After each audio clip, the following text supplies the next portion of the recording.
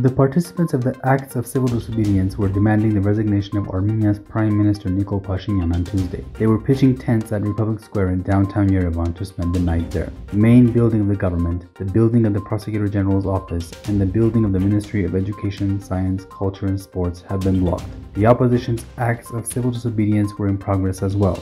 Armenia's opposition has also given the ruling bloc faction time until 6 p.m. Tuesday to come with a delegation to discuss with the leadership of the opposition Homeland Salvation Movement the situation in the country.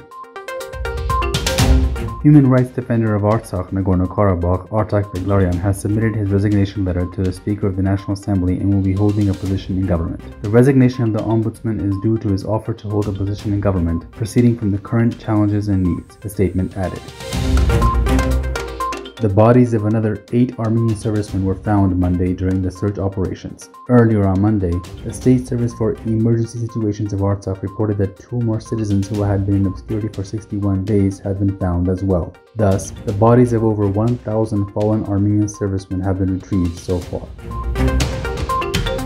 The European Court of Human Rights has granted another Armenian request for applying an interim measure against Azerbaijan. On December 18th, immediately after the meeting of the representative of Armenia before the European Court of Human Rights, Yerevan, with the relatives of 62 Armenian servicemen who were captured in Artsakh, another request for the indication of interim measure against Azerbaijan on behalf of 53 servicemen was prepared and lodged by the Office of the Representative to European Court of Human Rights, along with supporting evidentiary materials. Attorneys have already submitted interim measure requests for 9 servicemen out of 63.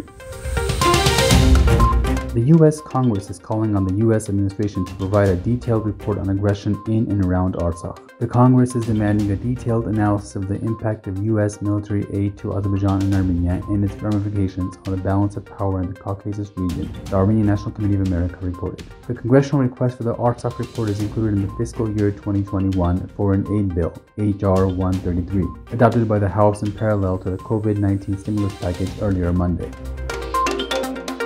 UNESCO has issued a statement as it is awaiting Azerbaijan's response regarding the mission to Nagorno-Karabakh. In its press release of November 20th, UNESCO reiterated the country's obligation to protect cultural heritage in terms of the 1954 Convention for the Protection of Cultural Property in the Event of Armed Conflict, to which both Armenia and Azerbaijan are parties. The organization proposed to carry out an independent mission of experts to draw a preliminary inventory of significant cultural properties as a first step towards effective safeguarding of the region's heritage. The proposal received the full support of the co-chairs of the Minsk Group and the agreement in principle of the representatives of both Armenia and Azerbaijan. Since November 20th, UNESCO made proposals and led in-depth consultations with a view to organizing the mission, which, in the terms of the convention, requires the agreement of both parties.